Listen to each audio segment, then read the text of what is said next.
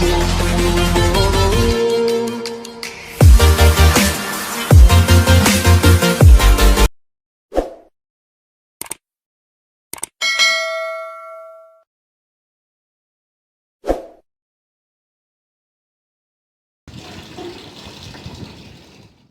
वालेकुम, मेरा नाम है अदनान तो तुसीं देखण डए हो मेरा यूट्यूब चैनल अदनान जाहिद।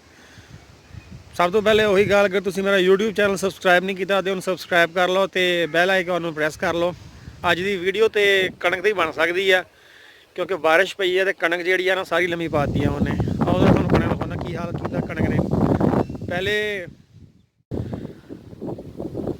पहले जिहड़ा वा ना वो गला आया वा, मगर यह लगता शुक्र है कि गला जिहड़ा वा वो थोड़ा ही पिया वा ते काम रुक गया।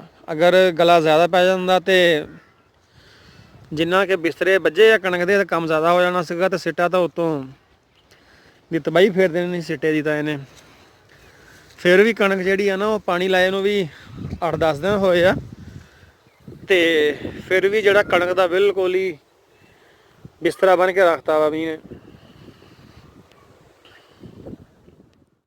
यह देखो इस पासे भी ना इदा दड़ियां दे विच जिहड़ी कणक डिप पई आ।